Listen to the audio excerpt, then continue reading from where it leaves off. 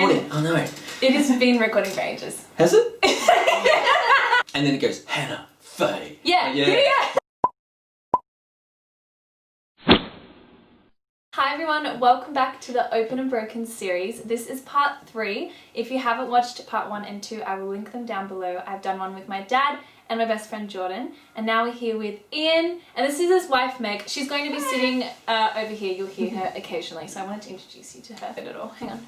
Yeah. Take one. Take one. This is Ian. Ian is a part of our church. He has also been married to Meg for nearly 14. Nearly 14 years. Yeah. Close. And they have 2 kids who are the cutest kids ever. Totally, yeah. Your kids. Yeah. Imogen and William. And you've been a teacher for 10 years. You were Yes. my science teacher. I was your science teacher. I was your head of year for 2 years. Yes, he was my head of year. I was your outdoor ed teacher. Yes. And the infamous year 10 camp. The infamous year 10 camp. That was my favourite camp of any camp. That was, that was the last year 10 camp that the school did. Yeah. So you've been a teacher for 10 years, and what have been the things that you've been teaching? Predominantly teach science and outdoor ed. I've also taught a bit of geography, maths. Quite a smart all-rounder. Yeah, stuff that's outdoorsy, really. Yeah. So I've been an environmental consultant, so that's what I did as a scientist. Yeah. So originally I was a threatened species biologist, probably what you class me as. I did that for 3 years, and then I did contaminated sites rehabilitation. Yeah, and research. And a bit of research, so forestry Crazy. research. I So think that's so cool. And I want to make note of that because it shows that you have background in science as well. yeah. Like you're not just a science teacher with a degree, you actually researched. Yeah, so I have a science degree and I have a teaching degree. And as I said, you've been part of my church. How long have you been part of MCC? 7 years. I think now? Will was like 2.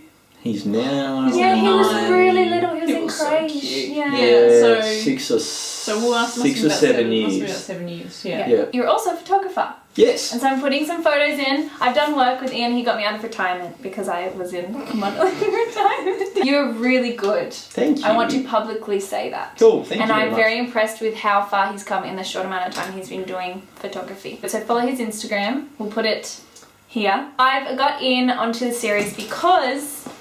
Straighten your back. I've asked Ian to be part of this series because he has had a background in science, and I wanted to have a discussion with him about Christianity versus science. Because I do remember back in high school as well, he would teach on this with my grade, and I can't think of anyone more qualified to be talking about this. Cool. So instead of what my dad and I did and what Jordan and I did doing the interview questions, we're going to have a more discussion type interview. My first question is, as a Christian, briefly, how long have you been a Christian and how do you personally know God is real? I became a Christian when I was 26. When I think there was about a 5-year process between when I went, I chose Christianity. I was a Christian for about 5 years, and then we probably had a significant spiritual experience at that point, which is when I would say I became a spirit-filled Christian. Which is a little bit different to just choosing in your head to be a Christian. Yes. My faith's obviously substantially increased then, and it's definitely then that I believed God was real. In that time, in that first 5 years, and then the years following becoming a spirit-filled Christian, I really had to wrestle because I'd grown up a scientist. My mum was a science teacher. She'd done a medical science degree. Dad was a business accountant.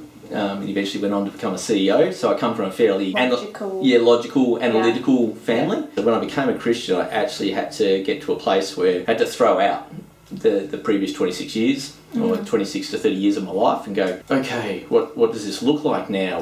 How does this all? And so then I spent like 5 years wrestling intensely with all of that, with how my science and my science upbringing, somehow I then had to integrate what I firmly believe spiritually and see how they fit together, because we'd prayed long and hard about it, and I was quite convinced, I had not a doubt in my mind that God existed and that God is real. Do you think you fully changed it? I think what I've done is I'm now completely comfortable with the integration of both worlds. I feel my call of my life, certainly at the moment, is to help people value and understand God's creation and really get to know Him better through it. Yeah. And I'm kind of qualified to do that. Yeah.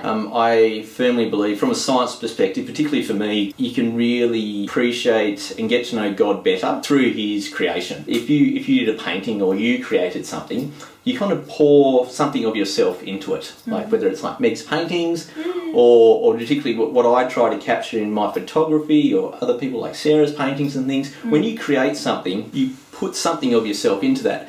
And I believe that about the world in terms of creation. And when I say creation, I also mean people. Now, I also believe, particularly if we look into creation and we look into people, you get to know God better. Yeah. That you'll actually understand Him. And that's kind of where His character, like that's often where I operate out of. If we look at people and we look at outdoor and natural creation, we can see that God values diversity. We can see that something in His character or something that He values is diversity. He likes everyone being different. Yes. No one person is exactly the same. We look into nature and there's all these different species. It's so complex. The way everything operates has a similar aspect to it, but it's all different. So when we look at nature and we look at people, we can see what God values. In the debate of Christianity versus science, where do you stand? Often what I teach is there is no debate. I go, the two integrate quite well. There's often seen to be a bit of a clash, and that's usually through misunderstanding. The way I help people is I try to teach them that there's not this clash, there's actually this integration, which when you understand both sides enough, you understand that the clash isn't there. It's when you've misunderstood part of the story, you go, oh yeah, there's a real conflict there. There's actually not. Often people believe in evolution as well. They go, oh, if you believe in evolution, you can't believe in God. And that's simply not true. And why don't you think that? It comes down to an understanding of science and what science is. And that's where most people's misunderstanding starts. Science is there to help us understand the natural world better. The purpose of science is to give us a structured system in which we can investigate the natural world. Now, that is its sole purpose. Science is not a spiritual investigation tool. No. You can't use science to evangelize, and we shouldn't. Ever. Science is not there to prove God exists. Science gets misused and misquoted all the time, which is a little bit annoying from a scientist's point of view. It is sad. My thought with science and so science basically you can't, it's there to answer questions. You come up with a question, come up with what you think the answer might be, you go out and you collect some data to try and find the answer to a question. Then you get all this data and you go, based on this information that I've collected, this is what I think is going on. And that's called a theory. Come up with scientific theory. Of course, we've collected some data, we look at the data and go, from this data, this is what I think is going on. Now, what really happens after that point is we come up with something called a theory, but this is what we think is going on. So, the problem is, as soon as technology improves, as soon as we come up with something like a phone or a better magnifying glass or a better microscope or something more about electrons, the data changes. Yeah. All of a sudden we can collect better data, more accurate data, or a wider range of data and go, oh man, this new data shows that our previous theory is completely wrong. And my best example of that is, like, we used to think the world was flat. Oh yeah, some people still do. What I'm saying is, as our technology improved, as we could get in a rocket ship, shoot up to space, look back at the world and fly around it, we've gone, the world is not flat. So every time we get a technological improvement, scientific theories change, and that is okay. Yeah. The problem is people think scientific theories are rock solid and will never change. So much of what people call scientific fact is not. It's a really well substantiated scientific theory, well supported by the data we have at this point in time. That could change. It will change. But once you understand that a lot of science is theory based on the data we have at this point in time, and that they can change, and that's what science is. We have data and we just argue that backwards and forwards. Go, well, I've got some new data and it proves that your theory is wrong and my theory is right, and therefore I'm a better scientist than you because I've got better data than you. And that is a common thing. That's why we have scientific journals. That is how science works, and that is okay. Okay, this could get really deep. But with evolution, if you could sum it, I want to know why you think that it could be possible, because if God is creator God and he, like, you know, the 7 days and he created each thing, how can they, like, evolve and change to be something else now? Your question was, how does that fit in with evolution? Which is a really good question. Like creation. Creation. So we've got all these interesting social terms that we use, like you're a naturalist, you're a creationist, or you're an evolutionist. I don't use those terms. I don't believe they exist. They're a social construct just to help people put other people in boxes. That makes sense. So I'm not an evolutionist, I'm not a creationist. I'm Christian Mm-hmm. and I'm a scientist. Evolution is not one theory, it's an understanding that things change over time. Mm. So as things evolve, they change over time. Mm. That's all evolution is. It's that, over time things change. What we have is what we've observed today, and then we have multiple different theories about what that means for the past and what that means for the future. That's where people get confused about evolution. Evolution is just that things change over time. There's nothing against the Bible in that. My point about evolution is it's not one theory, it's many. You can look at a bunch of different theories on how things evolve over time and what the different theories that people have come up with based on the fact that we believe things change over time. So when we say species change, we're talking about the box we put that species in. We think it's different to the box that this species is in, and that over time those species adapt due to their environment. There's a lot of good data out there that suggests that happens. It's not saying that, hey, God was wrong, or it's different to the Bible. Or that we came from apes. So that's another theory about evolution. Yeah. It's not the same as Darwin's, it's not the same as Lamarck's. There's all these different theories surrounding this concept of evolution. It's not one theory. That's the goal.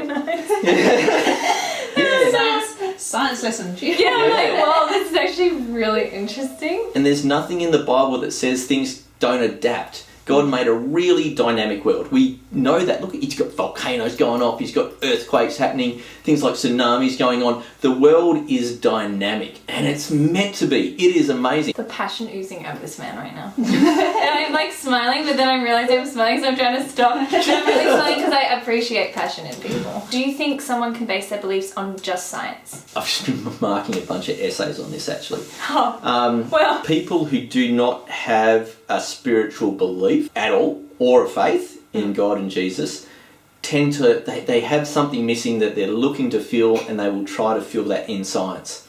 So then they go digging around, trying to get it out of science, trying to squeeze it out of science, because they're like, no, I don't have a spiritual belief. I'm a scientist. Factual. I'm factual, and I know exactly, and it's all going to fit in together mathematically. Yeah. And I'm like, ooh, that's really sad, because it won't. Yeah. Science cannot fill that God-sized hole in their heart. We'll try and squeeze science into that hole to fill the hole, and it won't. And so they actually do end up distorting science or trying to make science something it's not. And that tends to be what I observe. Yeah. As somebody who studies science and teaches it to young people, what do you want people watching this to know about God and science? What do you want people to know about God?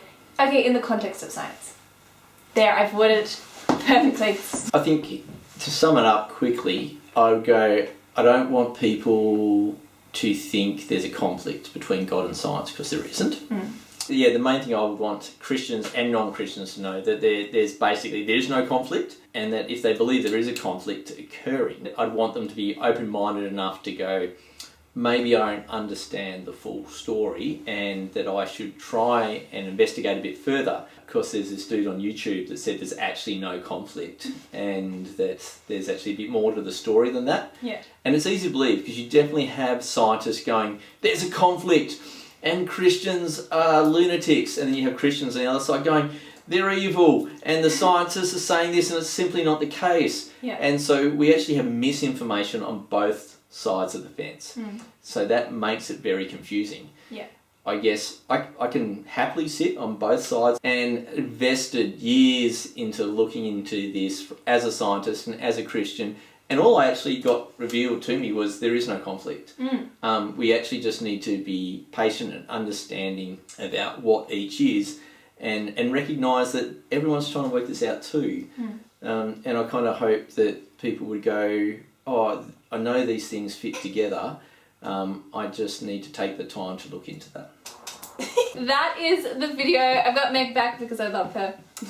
Thank you for being part of this. Thank you. Thanks for inviting me. amazing. It's been so good. Yeah. I really enjoyed it. Thank you, and thanks for hanging out with us. in No, the it's studio. fun. Yeah, It's fun. it's been so insightful, and I'm really excited for people to watch this to see what you've got to say. Hopefully it helps. Yeah. I guess that would be my hope, that actually helps people. Yeah, and I think it will.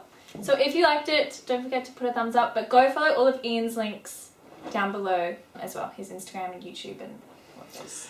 Website. And the website. But thank you. Thanks, Thank you. Hannah. Thanks, Thank everyone. you. Bye. Bye. We did it!